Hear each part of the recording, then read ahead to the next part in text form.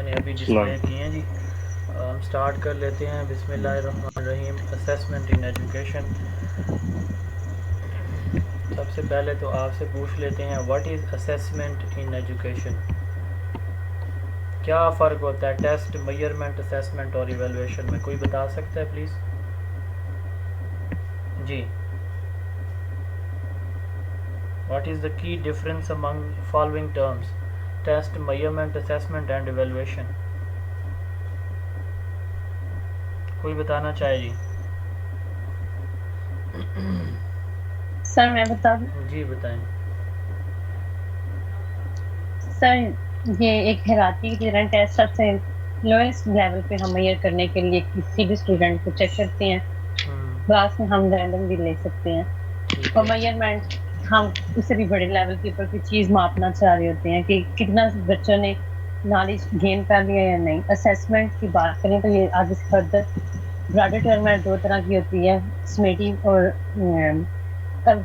Assessment और formative. Formative के साथ साथ और summative sum of at the end of session. Evaluate यानी हमने पूरा पढ़ा दिया और एंड पे हम एनालिसिस करेंगे कि कितना ऑब्जर्व किया बच्चों ने या नहीं किया। ये उसी ब्रॉडर टर्म है और इसकी भी बहुत दो टाइप्स है, फॉर्मेटिव इवैल्यूएशन और समेटिव इवैल्यूएशन।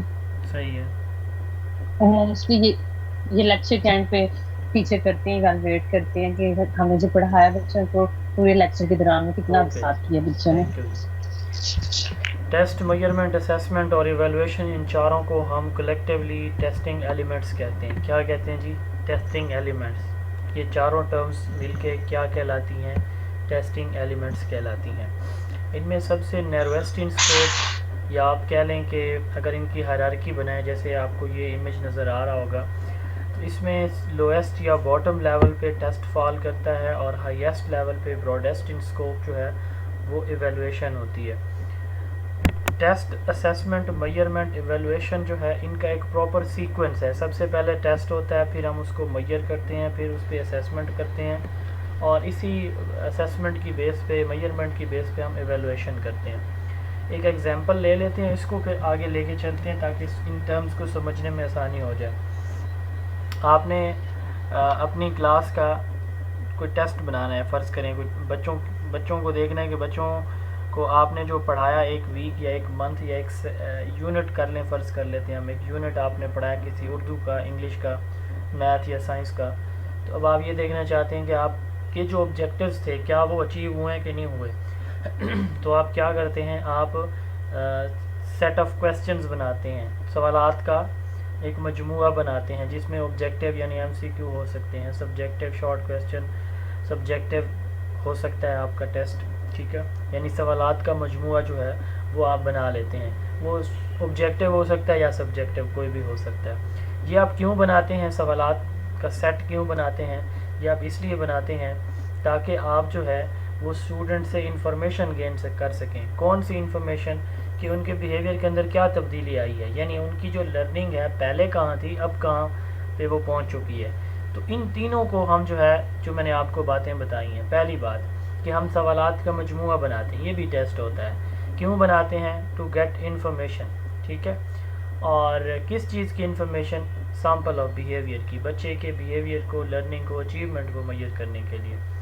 टेस्ट को तीन तरह से हम डिफ़ाइन करते हैं। टेस्ट एक इंस्ट्रूमेंट, डिवाइस या टूल कहलाता है, ये याद रखिएगा। टेस्ट जो है एक इंस्ट्रूमेंट होता है, डिवाइस होता है, टूल किसका, किस चीज़ का? जैसे थर्मामीटर है ना, तो उससे हम मेजर करते हैं क्या चीज़? टेम्परेचर। तो हम कहते हैं थर्मामीटर एक टूल है टेम्परेचर मापने का, ठीक है।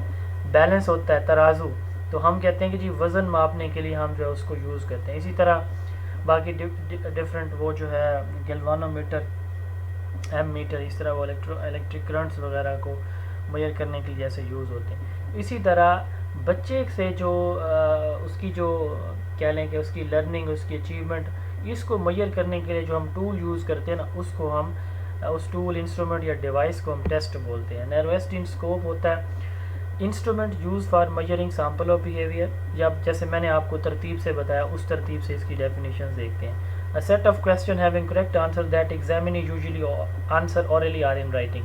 सवालात का मजमूआ जिसको हमारा बच्चा ज़बानी या तहरीरी शक्ल में जवाब देता है जिनके, उसको हम टेस्ट बोलते हैं। ये टेस्ट हम क्यों कंडक्ट करते हैं? Formal and systematic procedure of getting information, ये बच्चों से इंफॉर्मेशन लेने का एक मुनज़्ज़म तरीक़ाकार होता है। क्यों? ये एक इंस्ट्रूमेंट के तौर पर हम लेते हैं, use for measuring sample of behaviour. ठीक है, ये 3 डेफिनेशंस हैं टेस्ट के हवाले से। उसके बाद है मेजरमेंट। अब आपने टेस्ट तो ले लिया, बच्चों को दे दिया, बच्चों ने सवालात हल कर लिए, फिर आप क्या करते होते हैं? फिर आप उनकी नंबरिंग करते हैं, स्कोरिंग करते हैं, मार्किंग जिसे हम बोलते हैं। तो वो जो नंबर लगाते हैं ना बच्चों के पेपर को, तो उसको हम मेजरमेंट बोलते हैं। प्रोसेस ऑफ क्वांटिफिकेशन या process of scoring of a test या limited to quantitative descriptions of people's performance. अब बच्चे की परफॉर्मेंस को हम क्वांटिफाई कर रहे हैं, नंबर दे रहे हैं, ठीक है, स्कोर लगा रहे हैं, इसको हम क्या कहते हैं? मेजरमेंट कहते हैं। ठीक है, इसकी मुख्तलिफ वे से डेफिनेशन आएंगी, बात वही होगी, क्वांटिफाई करना, स्कोर करना, मार्किंग करना, नंबरिंग या न्यूमेरिकल वैल्यू देना। ठीक है, बच्चे के परफॉर्मेंस को, बच्चे के पेपर को। उसके बाद है इंटरप्रिटेशन। आप देखें, आपके पास जब एक लिस्ट आ जाती है स्टूडेंट्स की, फाइनल लिस्ट के, आपके उस एक चैप्टर के जो टेस्ट आपने लिया उसमें कितने पास, कितने फेल, कौन टॉप पे, कौन बॉटम पे रहा, ठीक है, किस सवाल को बच्चे सही तरह से कर पाए, किस को नहीं कर पाए। ठीक है, तो ये असेसमेंट होती है। ठीक है, अब ये क्या करें आप? इंटरप्रिटेशन किसको कहते हैं? तशरीह को कहते हैं। ठीक है, इसके लिए 2 कीवर्ड यूज़ होते हैं। जैसे ऊपर मैंने ये कीवर्ड्स रेड बुलेट्स में लिखे हुए हैं, तो यहाँ पे 2 कीवर्ड्स रेड बुलेट्स में, इंटरप्रिटेशन या मेकिंग सेंस। इंटरप्रिटेशन क्या होती है? तशरीह करना। अब आपका जो मेजरमेंट का डाटा है, यानी आपके स्टूडेंट की नंबर्स की लिस्ट वगैरह जो आपके पास क्वांटिफाई होके आ चुकी है, तो वो आपको बता रही है कि कौन पास, कौन फेल, ठीक है, कौन फर्स्ट, सेकंड, थर्ड, ठीक है, किसकी A, B, C ग्रेड वगैरह वगैरह। तो असेसमेंट बेसिकली एक ऐसा मेथड है जिसमें हम स्टूडेंट की इंफॉर्मेशन जो कलेक्ट करते हैं उसको इंटरप्रेट करते हैं, उसको रिकॉर्ड करते हैं, अपने पास सेव रखते हैं, या फिर पेरेंट्स को रिपोर्ट करते हैं। इसकी बेस पे हम अपने मेथड्स को इम्प्रूव करते हैं। अब हमारे पास पता चल गया हमारे इस बच्चे या इस क्लास में, इस सब्जेक्ट में ये सवाल या ये एरिया बच्चों का वीक है, तो ये इंटरप्रिटेशन हो गई। ठीक है, या दूसरी डेफिनेशन है it make sense of the data collected from student perform. इससे हमें पता चल जाता है, हमें सेंस आ जाता है, समझ आ जाती है कि कहाँ पे हम फॉल कर रहे हैं, स्टैंड कर रहे हैं, और हमारे बच्चे कहाँ पे कर रहे हैं। ठीक है जी, ये हो गई अब असेसमेंट। ये क्वालिटेटिव क्वांटिटेटिव दोनों होती है। अब यहाँ पे एक अहम पॉइंट है कि all the test are assessment but all assessment are not test. जितनी तरह के आप टेस्ट लेंगे हम उनकी असेसमेंट लाजमी करते हैं, बट कुछ जगहों पे हम डायरेक्ट असेसमेंट करते हैं, हम टेस्ट लेते ही नहीं हैं। तो इसलिए हम कह रहे हैं कि सारे टेस्ट असेसमेंट होते हैं बट सारी असेसमेंट टेस्ट नहीं होते। फ़र्ज़ कर लेते हैं आप क्लास में ऑब्जर्वेशन कर रहे हैं, ठीक है, आप क्लास में इंटरव्यू ले रहे हैं बच्चों के, अब ये असेसमेंट है। ठीक है, ये दोनों असेसमेंट्स हैं, बट इसमें आपने टेस्ट नहीं लिए, आप डायरेक्टली ऑब्जर्व कर रहे हैं बच्चों को। इसलिए हम कहते हैं कि सारे असेसमेंट टेस्ट नहीं हो सकते, बट सारे टेस्ट असेसमेंट होते हैं, लाजमी है। उसके बाद आता है evaluation, broadest in scope. Evaluate करना, ये जजमेंट को कहते हैं। जजमेंट इवेलुएशन का दूसरा नाम है। असेसमेंट का दूसरा नाम अप्रेजल है। असेसमेंट को हम अप्रेजल भी कहते हैं। अब एवेलुएशन होती क्या है? एवेलुएशन जजमेंट होती है। किस चीज़ की जजमेंट है? जैसे हमने टेस्ट के अंदर तो देखा ना कि हमने स्टूडेंट को उसकी असेसमेंट की है, हमने उसकी परफॉर्मेंस को देखा है कि वो कहाँ पे स्टैंड कर रहा है, कहाँ पे क्या पोजीशन है उसकी।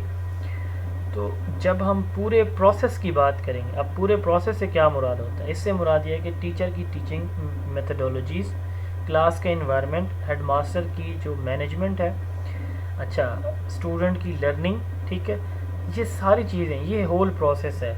तो जब आप किसी प्रोसेस को मेजर करते हैं और उसकी बेस पे फाइनल कंक्लूजन देते हैं, तो ये इवेलुएशन होती है।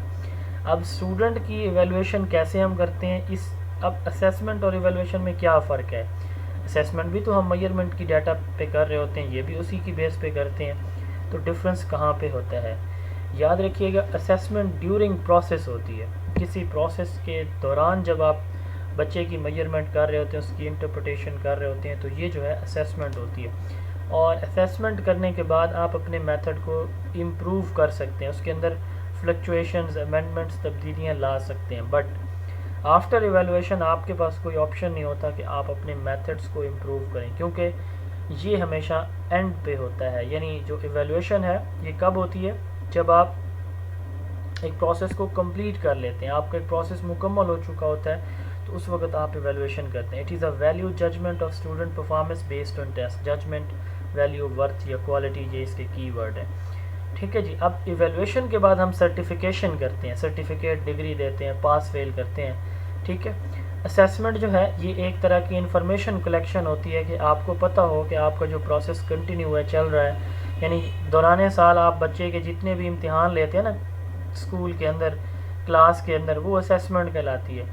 और जब ये फाइनल एग्ज़ाम होता है ना बच्चे का, वो इवेल्यूएशन होती है। ठीक है, ये डिफरेंस है इन दोनों में। It is value judgement of student performance based on test, judgement of value, worth और quality of a whole process is called evaluation. अब ये अगर आप इस इमेज को देखें तो अब आपको ये बेहतर समझ आएगी। तो टेस्ट जो है वो नैरोएस्ट इन स्कोप होती है और इवेल्यूएशन हाईएस्ट इन स्कोप है। What is mean by approach, what are the approaches of assessment. Approach क्या होती है और असेसमेंट में अप्रोचेज कितनी किस्म की हैं।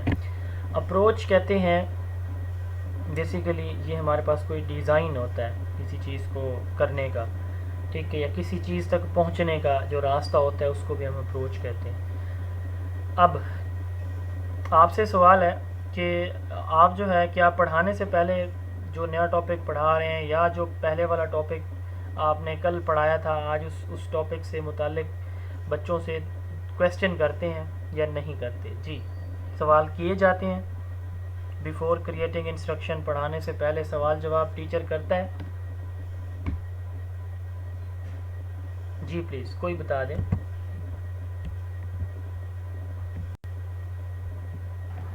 हम यूजुअली करते हैं सर। जी, हम सवाल जवाब करते हैं। अच्छा, पढ़ाने के दौरान भी हम सवाल करते हैं क्या? जी सर, तब भी हम करते हैं। पढ़ाने के बाद भी सवाल हम करते हैं? जी बिल्कुल सर। अच्छा, हमारी टीचिंग और लर्निंग के दौरान क्या आपने कभी नोट किया कि बच्चे भी एक दूसरे से सवाल जवाब कर रहे होते हैं? ऐसा भी ऑब्जर्व किया कभी आपने?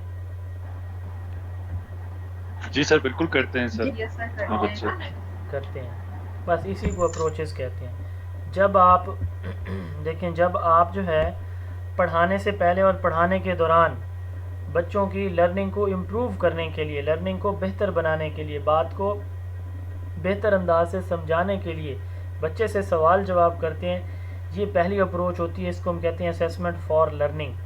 और जब आप एंड पे सवाल करते हैं ये देखने के लिए कि अब आपने सब कुछ पढ़ा चुके हैं आप, तो बच्चे की पहला जो स्टेटस था वो क्या था, अब का स्टेटस क्या, यानी कितनी उसकी इम्प्रूवमेंट हुई है, ये होती है असेसमेंट ऑफ लर्निंग। यानी पढ़ाने के लिए, समझाने के लिए, उसकी समझाने को या लर्निंग को बेहतर करने के लिए जो असेसमेंट की जाती है उसको हम कहते हैं असेसमेंट फॉर लर्निंग। और जो एंड पे होती है उसको हम क्या कहते हैं, असेसमेंट ऑफ लर्निंग। ठीक है, वो किस लिए होती है, वो मेजरमेंट के लिए होती है, कि अचीवमेंट देखने के लिए कि बच्चा कितना कुछ अचीव कर चुका है। और पहले वाली या दरमियान वाली जो होती है, दौरान तदरीस जो होती है, उसको हम असेसमेंट फॉर लर्निंग कहते हैं। ये क्यों की जाती है, to improve teaching and learning, teaching और लर्निंग को बेहतर बनाने के लिए।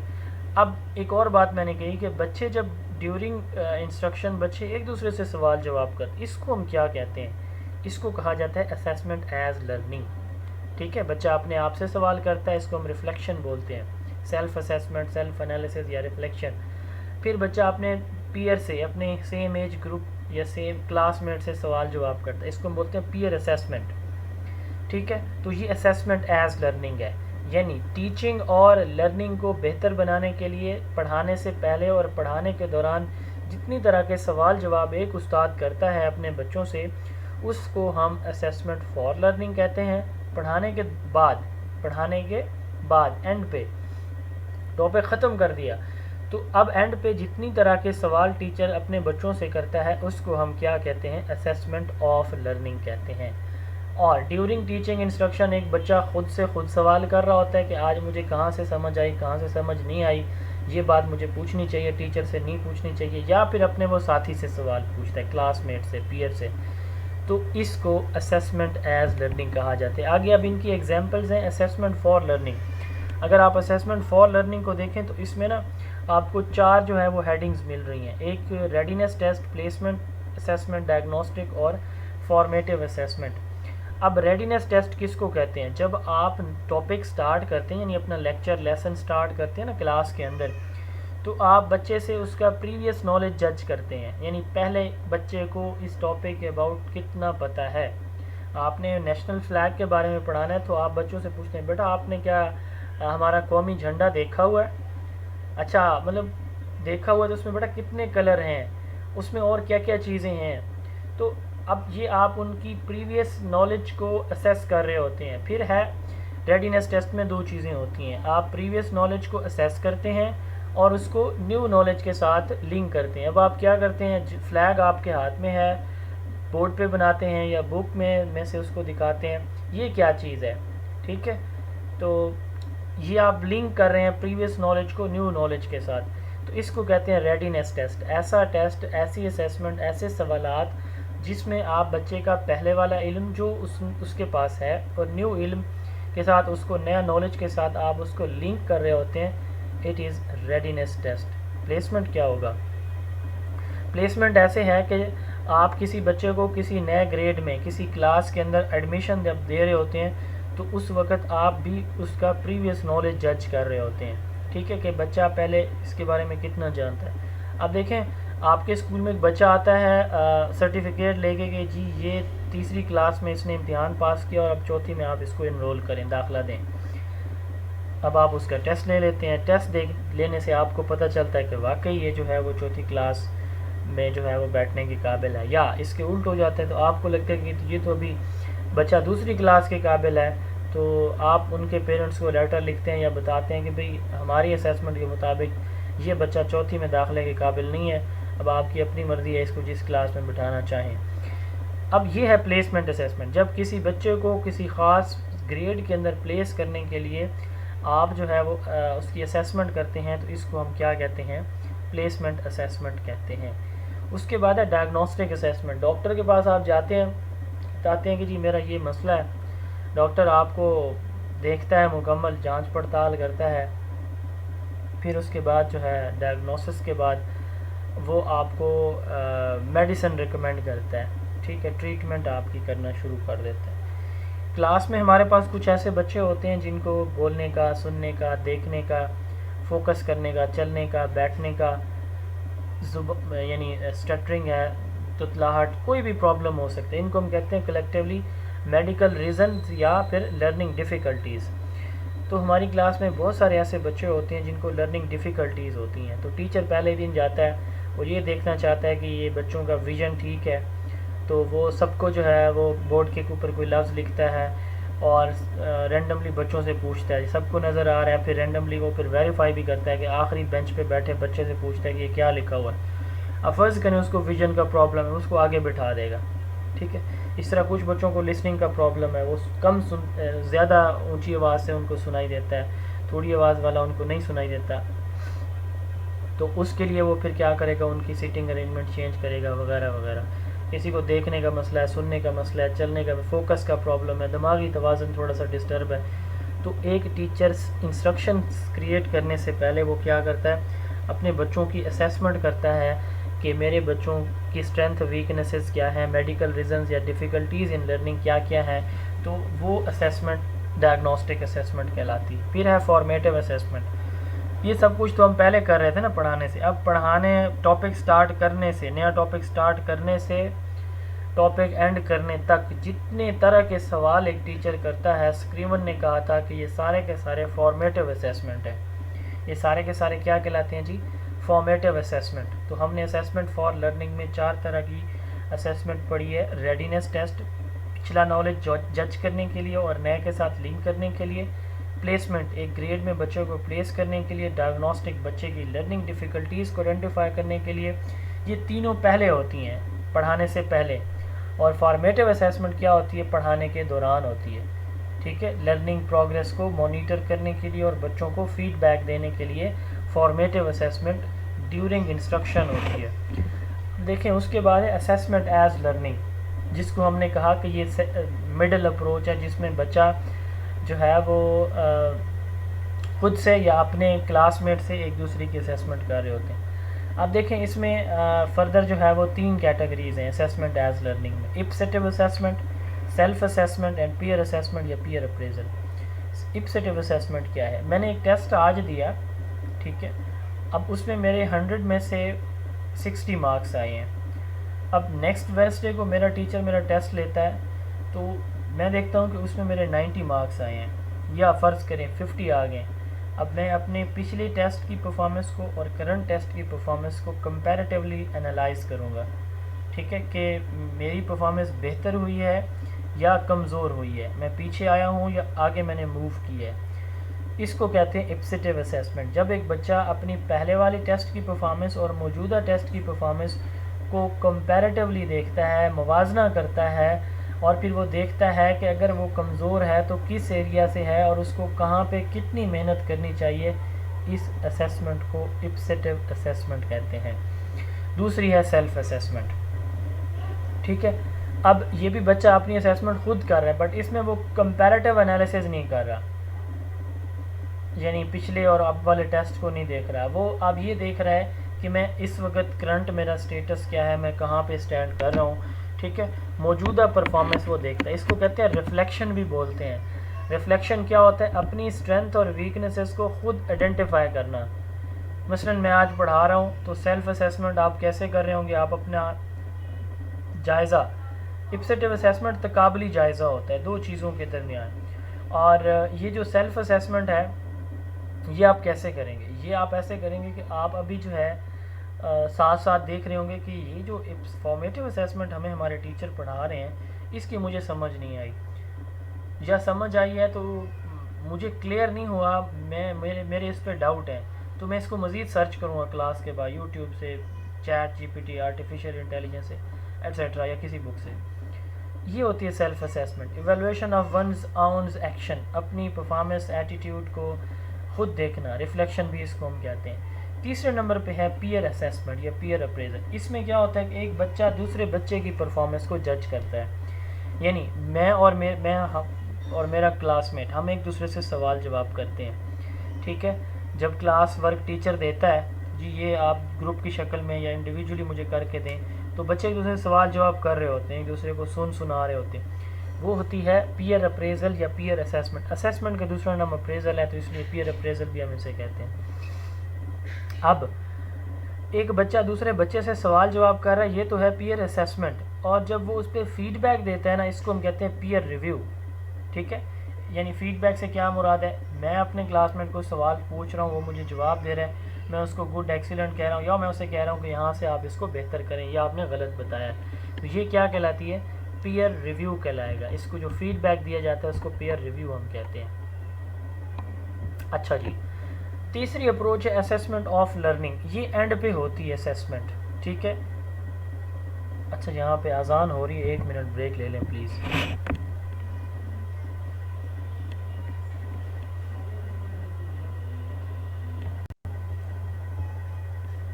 साजिदा बतूल आपका कैमरा आई थिंक ऑन है, इसको ऑफ कर दें प्लीज़।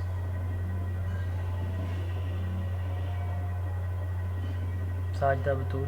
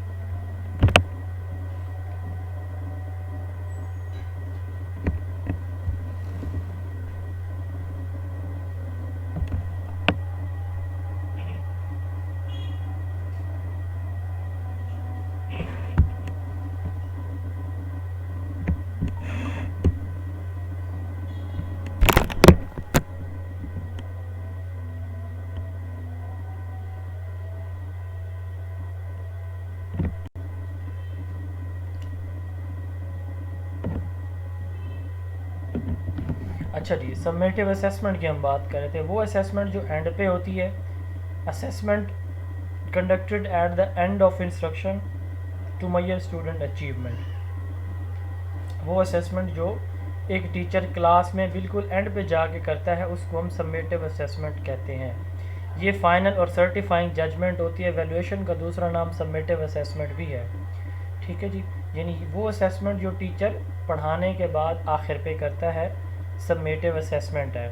इसी तरह इंटरम या बेंचमार्क असेसमेंट है। ठीक है, अब इंटरम या बेंचमार्क असेसमेंट ये भी एंड पे होती है। हमारी किताब में हर एक टेक्स्ट बुक के अंदर, हर सब्जेक्ट की, उसके अंदर मुख्तलिफ यूनिट्स होते हैं। किसी में 5, किसी में 10, किसी में 15 मुख्तलिफ। अब बाद वक़्त उनके सेक्शन भी बने होते हैं, यानी 1 2 3 जब पहले 3 एक सेक्शन के अंदर हैं और 3 से लेकर 8 तक जो है वो दूसरे सेक्शन के अंदर है, तो इसको हम सेक्शन बोलते हैं। चैप्टर या यूनिट एक ही बात होती है, सेक्शन कम्बिनेशन ऑफ यूनिट्स होते हैं। ठीक है, जब एक टीचर एक यूनिट के बाद या एक सेक्शन के बाद, यूनिट या चैप्टर मैंने कहा एक बात है, एक यूनिट के बाद या एक सेक्शन यानी 2 या 3 चैप्टर का सेक्शन बना होता है, उसके बाद जब असेसमेंट करता है, इसको हम कहते हैं इंटरम या फिर बेंचमार्क असेसमेंट। जैसे हमारे यूनिवर्सिटीज़ के अंदर मिड टर्म एग्ज़ाम होते हैं, वो इंटरम एग्ज़ाम है। ठीक है, मिड टर्म एग्ज़ाम हमारे इंटरम एग्ज़ाम के एग्ज़ाम, वो भी फाइनल होते हैं। आपके फाइनल स्कोर में आपने BS या फिर MPhil एजुकेशन या मास्टर किया होगा, BS या मास्टर किया होगा मुख्तलिफ सब्जेक्ट्स के अंदर, मुख्तलिफ यूनिवर्सिटी से, तो आपको पता होगा कि जो आपका मिड टर्म एवेलुएशन होती है वो आपके फाइनल स्कोर के अंदर शामिल होती है। तो ये भी वही है कि आप एक यूनिट या चैप्टर के बाद या एक सेक्शन के बाद या एक पीरियोडिक इंटरवल के बाद, ग्रेडिंग पीरियड के बाद, एक ग्रेडिंग पीरियड के बाद जो आपकी असेसमेंट होती है वो क्या कहलाती है, इंटरम या फिर बेंचमार्क असेसमेंट कहलाती है। अब इसमें टाइम फ्रेम फिक्स नहीं होता कि हम हफ्ते बाद करेंगे, महीने के बाद, 2 महीने के बाद, नो। इसमें हम जो है वो देखते हैं कि हमारा जो कोर्स है वो कितना कंप्लीट होगा, उसके बाद हम असेसमेंट करेंगे। ठीक है जी, तो इंटरम या बेंचमार्क असेसमेंट जब हमारे पास एक यूनिट या सेक्शन का रिज़ल्ट आ जाता है तो फाइनल स्कोर के अंदर हम उस रिज़ल्ट को प्रिडिक्ट कर सकते हैं कि इस बच्चे का फाइनल स्कोर क्या होगा। एक सेक्शन में इसके इतने यूनिट हैं, इतने यूनिट से या एक सेक्शन से इसके इतने स्कोर हैं, तो फाइनल स्कोर इस बच्चे का कितना हो सकता है। तो ये हमारे पास इंटरम या बेंचमार्क असेसमेंट होती है। उसके बाद है कंटिन्यूस असेसमेंट। एक टीचर जो है वो क्या करता है, वो यूँ करता है कि टाइम फ्रेम डिसाइड कर लेता है, फिक्स कर लेता है। जैसे मैंने कल आपका एक क्विज़ लिया था, आज भी मैं आपको एक क्विज़ शेयर करूँगा। तो एक टीचर कहता है कि जी हर रोज़ डेली बेसिस पे सॉरी डेली बेसिस पे, वीकली बेसिस पे, फोर्टनाइटली या मंथली बेसिस पे, रोज़ाना, हफ्ते बाद, 15 दिन या महीने के बाद आपका टेस्ट होगा। ठीक है, तो इसको हम क्या कहते हैं, कंटिन्यूस असेसमेंट। जो रेगुलरली यानी एक फ़िक्स टाइम के बाद रिपीटेडली रेगुलरली हो रही होती है असेसमेंट, वो कंटिन्यूस असेसमेंट कहलाती है। ठीक है जी, ये हमारे पास 3 अप्रोचेस थी जी असेसमेंट।